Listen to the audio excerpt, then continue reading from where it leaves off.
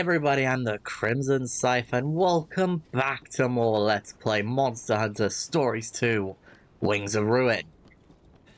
Last time, we made it back to Hokolo Island to see that, well, Altura is awakening on this very island. We'd also noticed that there's some new monsters that have been kind of rampaging about the area. Devil Joes, Stygians and Ogres, Basil Geese, all sorts of monsters. And this time, we have some new monsters to go over. However, I do want to go up here. Now that we've kind of gone around getting some eggs, we have this guy to go to. Well, hello there, Crimson. Have you brought me a brute wyvern egg? That we have. Get some nullberry elixirs for this. Brute wyvern eggs are covered with jagged lightning shapes. A fearsome pattern for a fearsome species, don't you think? But I'm sure I don't need to tell you how scary brute wyverns can be, do I? Okay, that one is done. There is one more egg hatching or egg gathering quest that we need to do, which won't be for a while, so. But now, go to stables, we can hatch some eggs. As you notice, we have a full cart of brand new eggs. Two of which are patterns we've never seen before. They are Elder Dragon eggs. Let me save those for last. Who do I want to go over, though? Let's go over this one. First and foremost, the first new egg is a White Monoblos. White Monoblos basically got the Black Diablos treatment buff for Monoblos. The White Diablos has a extra, 2 points is that? No, an extra point in its max HP, an extra point in speed, an extra point in, 2 points in crit rate, I think. Yeah, an extra point, 2 points in crit rate. And it has not gained anything in defense and has gained much more in attack. Basically, everything has gotten a point into it. It's basically the same everywhere else apart from those changes. And to be honest, if we're comparing both Black Diablos and White Monoblos, they're both good. Okay, you can't say one's better than the other. They're both good. They both have their qualities that make them good and stand out. But personally, I prefer Black Diablos over White Monoblos. Personally. But that's just me. I like both of them, and they're both really good. So keep that in mind. And bear also this, White Monoblos and Black Diablos have the same attack stats, if I am not mistaken. Yes, they have the same attack stats, it's just that their weakness is in different areas. And if you're wondering why I said, well, it doesn't say new, I had to hatch one of these eggs beforehand to get the last egg that's in the cart, which was this green and red one. Next up, we will do this one. It's not a Monoblos egg. Okay, it looks very similar, or like at least decently same, but it's a Sand Barioth. Sand Barioth will remain to be and will always be one of those subspecies I just don't think are needed to exist. While I do somewhat appreciate the attempt at a sand-based version of Barioth, I just don't think it was done well in the design department. In terms of actual, the fight itself, it works. Because, Barioth had original, tornadoes and stuff like that. Sand tornadoes, and twisters and stuff. That's pretty good, It makes sense for Barioth, However, its design aspect is less than Good. The red face does not make any sense. I guess it's sunburnt, I guess. I don't know. I mean, I guess it's Barioth with a tan. Maybe, I don't know, but that makes it just more funny. The only good thing and difference about Sand Barioth compared to the original Barioth is that it has much more attack than normal Barioth had. It also has a bit more HP and a little bit more crit rate as well, making it good in those departments. But other than that, it's just Barioth without the ice. So it's a non-elemental version of Barioth. Whoop-de-doo.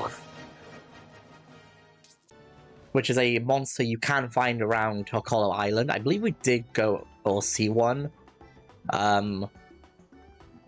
last time. I could be wrong though. Sand Barioths are not elemental-based monsters who are weak to ice. You got Den Protector, Heat Resist, and Critical M, which aren't bad. Then we have this one.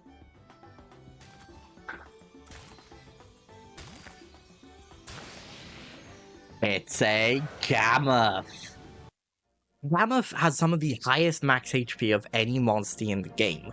And to be honest, I consider it to be one of the best Fang Beasts in the game, especially for this early on. The better Fang Beasts are not until like after you beat the final boss, which won't be for a while. So this is probably going to be the best Fang Beast you'll have up until, well, ever really. Its recovery is also fantastic, being just 1 point below its max HP. And yeah, it has low speed, but realistically it's a mammoth. What do you expect? And it also has a really good crit rate. Well, actually no it doesn't. It has really low crit rate, I just realized now. I was looking at recovery, my mistake. And its attack and defenses are awesome, with better defense than attack, which honestly I'm not surprised considering how bulky and how, tank-like this thing is. And it has Mega Breaker as well, which can be really useful if you don't have anyone who has Rock Breaker or anything like that in your squad. And its Kinship skill of Glacial Crater is also really, really cool. Jesus Christ, that mouth is terrifying. Gammoth! This is the first time we're getting a Gammoth egg. I got this from the hunting down the Gammoth before taking on the Glacial Ignactor, so we've had this for a while. I haven't hatched it though. Ice defense boost and critical kinship M, not bad. Not bad at all. We have this one, a Burning Brute Wyvern egg. I wonder what this one is. It's a Glavenus. Glavenus is awesome. I love its, ability to use its tail as a blade and as a molten one at that. Plus, its stats are very much identical to Brachydios. So if you're a big fan of Brachydios and just wanted something new, Glavenus is, a good, fresh, new start with a bit of something extra. Whilst it does not have the Blast Blight, which Brachydios does have, it can use really powerful fire moves. Not only that, if I go back to Brachy for a second, checking on my computer, I believe Brachy has a little bit more attack than Glavenus, if I'm not mistaken, whilst Glavenus has a bit more defense. So if you want more offense, go for Brachy. Go for defense, you go Glavenus. However, Glavenus does have really high fire attack. Only 1 point less than Brachy, so it's still going to do high amounts of damage. But not only that, its crit rate is almost 2 points higher than Brachy's. I don't know why I'm saying almost. It is 2 points higher. Though those are the good things about Glavenus. Its kinship skill of X-Blaze is also really cool, but it's not my favorite. I prefer Brachy's, kinship skill. Glavenus is kind of just the typical, really cool looking, attack, how Xenoga's is, or how Astalos is, or how Mizutsune's is. Well, actually, no, Mizutsune's more, I guess, beautiful rather than cool, but it's still cool though. But Glavenus is a fairly good monster. You know, it's just your choice of which one you want to use, Brachnios or Glavenus. It's a choice of preference, I'd say at that point. We have now gotten all of the Fated Four as monsters, with Glavenus being the last one.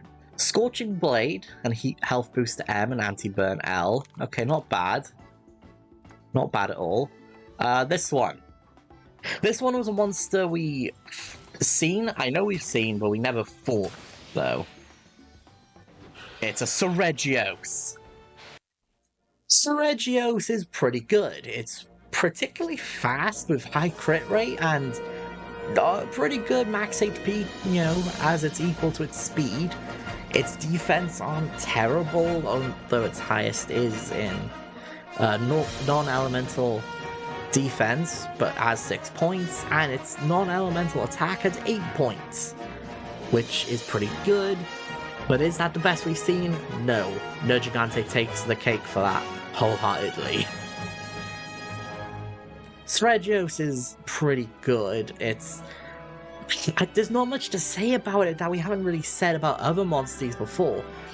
It's a good technical monster, and it has a good kinship skill of Piercing Stars, though I tend to realize that this, after using it recently, in my other, I guess, profile, that it does pretty low damage compared to other, kinship skills. At least that's what I've seen.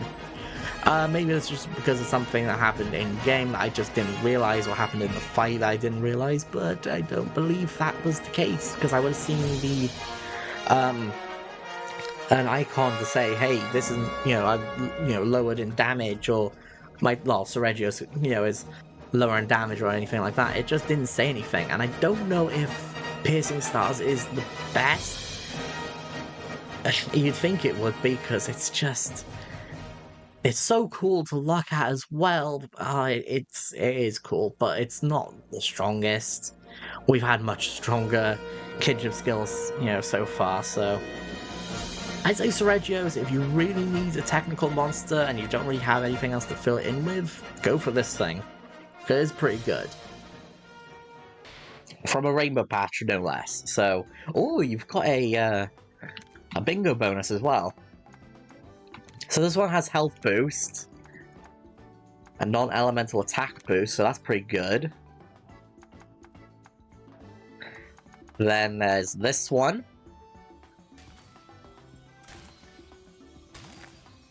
I think most of this episode's going to be bios, I think. It's a Devil Joe. Devil Joe, a monster normally, well, with it not being a monster, the actual monster of this thing is a really weak monster to fight, and then the monster version is just 10 times better. It's like if you got like a boss in a video game and you just, instead of having it being really bad or scaled down to match the other characters, it's a lot better and scaled up more than what it was originally. Devil Joe has high amounts of HP and is one of the only users of the dragon element.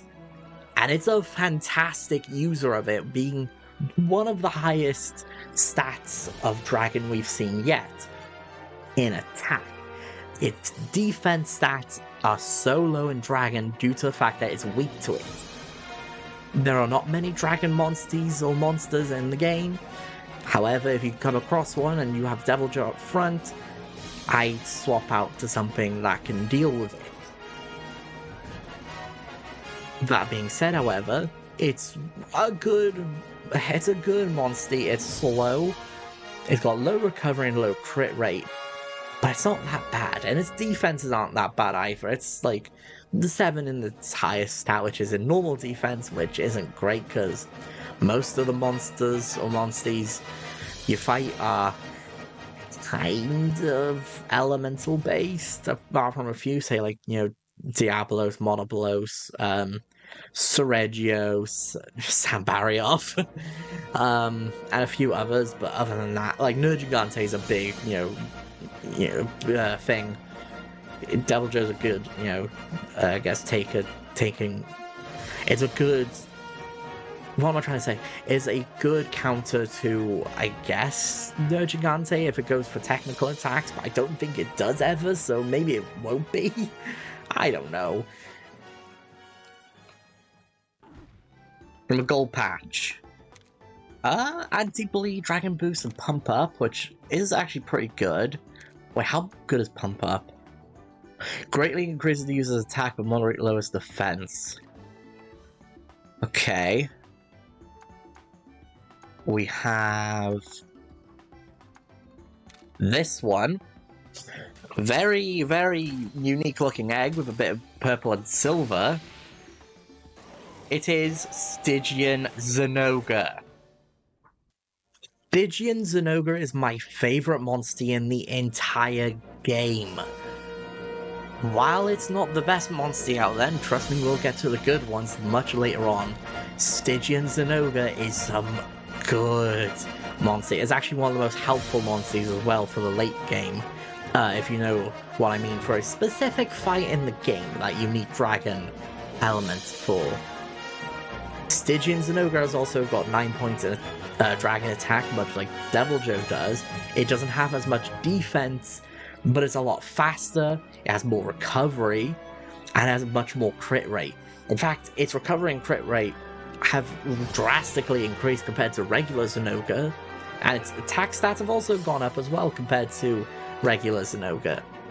I don't think its defense has changed much by the fact that it's, got more in Dragon now than it does in Electric, which, Electric's gone down to 3 points, but Dragon's gone up to, I believe, 7 points. Or is that 6? No, that's 6. Sorry, my bad. But still, the Stygian Zinogre is one of the biggest upgrades as a subspecies compared to other subspecies we have, and it's one of the better subspecies in the game. Not the best? Actually, it might be the best. I don't know. It could be the best subspecies we've seen so far. Actually, no, it is. I believe it is actually the best subspecies in general in this game that you can get as a monster, that is. So, unlike regular Zinogre, it's a technical monster, so very nice. Health boost L, Vigilance L, boost crit rate by a good amount. Oh, okay. All elemental defense boost M, so that's pretty good. And last but not least, we have this one, the Elder Dragon Egg. Oh boy. We have Nergigante. Nergigante is our first Elder Dragon and one of the most broken monsters you can get in the early game. Nergigante is great with max HP, good speed, fantastic recovery, being at max, really good crit rate, maximum attack in its normal physical attack, and really high defense. This thing is broken, honestly, and it's one of the most powerful monsters you can have in any playthrough. Much like the other Elder Dragons, it is going to pack a punch. Decimating Fist is a fantastic kinship skill, and considering the fact that it's a non-elemental monster as well, you can do a lot of things with this, with this guy. I definitely say Nergigante is one of the most broken monsters, and if you really want to use it, go ahead. I personally do not use it because, I don't know, I feel like it's just a bit too broken. I might even end up using it, I don't know. However, the only thing that kind of stops me from using it is how broken it is. Though, you kind of need that because a lot of the fights in this game are incredibly tough. And Nergigante does help with those a lot. The first of, I believe, 6 Elder Dragon eggs you can get in the game. Oh, you have a Rainbow Gene as well. Oh boy. Ruinous Strike, Headmaster, King Cost down, Inflict Rate up L. Now, Nergigante is one of the best monsters in the game. I will not deny that. However, with Nergigante, it's not like... It has no element. It has no, overly useful quality to it. So... I really do like Nergigante, and it is one of the best monsters in the game. And it would be a monster I'd use as well. I'll open up the rest, see what the rest have. But with everything that we have so far... oh, this one has a rainbow gene. Okay. Salt in the Wound. What does that do? Increases damage done to enemies with abnormal statuses. Oh, okay, so it does more damage if the monster has poison or burn or something. Okay, or bleed. Seregios. Critical L. Oh, elemental defense boost. Stygian Zenogre again. With health boost and anti-bleed. Another Stygian Zenogre. Health boost. Oh, two forms of health boost. Okay. Pretty interesting. Now, with these new monsters available, the final battle is ahead of us, but we need some new monsters for this final battle. So, I know they haven't been around for long, and trust me when I say this, they are key members to the team. Astalos, I'm going to be replacing you with... Where are they? Where are they? I'm going to be replacing you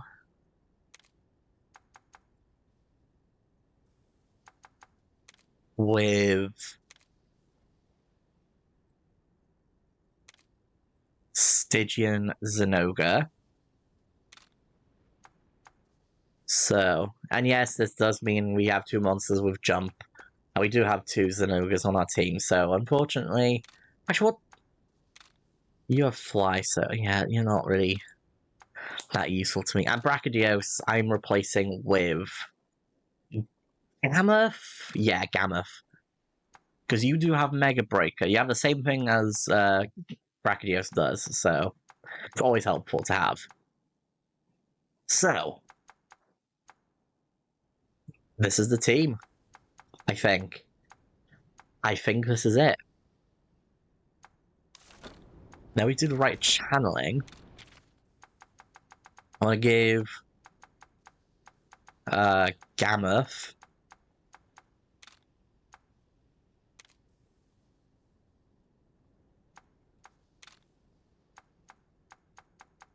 this health boost. I feel like having health boost would be great for Gammoth. So...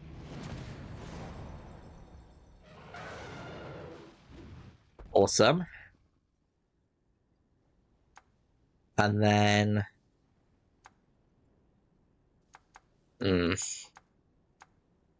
What else?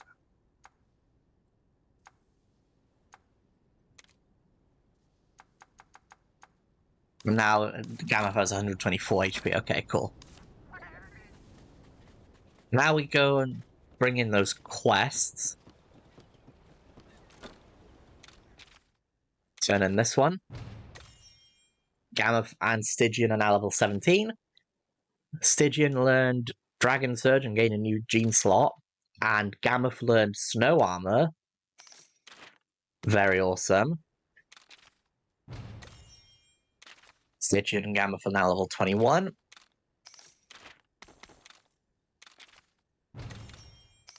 Level 24. Level 27. Level 29. Got some super whetstones for that as well, so that's pretty good. Now, oh gosh, how do I... There's one for Glacial Ignactor, which I might do. Um, okay, yeah, I'm gonna do the glacial ignactor as well. So let's have a look. See now. Okay, Stygian has more HP, which okay is interesting. Okay, might do a bit more of the rite channeling to see what else I can do with them. Yeah, hang on. Rite channeling. Go to Stygian. We can do. Let's go to any of the technical monsters we have. Ooh. Pen Smash, Plasma Blaster. Um.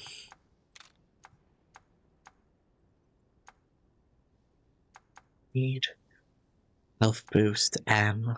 Okay. Um.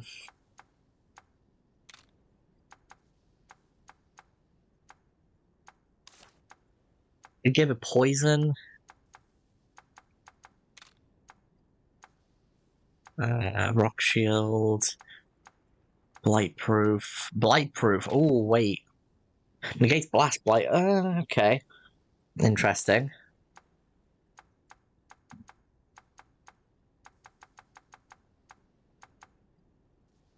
Oh, a rainbow gene could be good.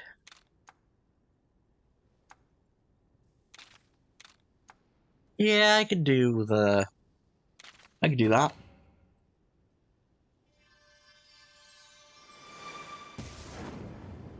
Oh, I think this episode should be doing Riot channeling stuff.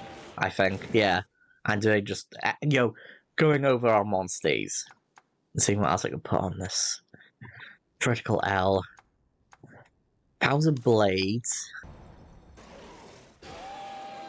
I think this is gonna take most of the episode. I think, or at least the bios will.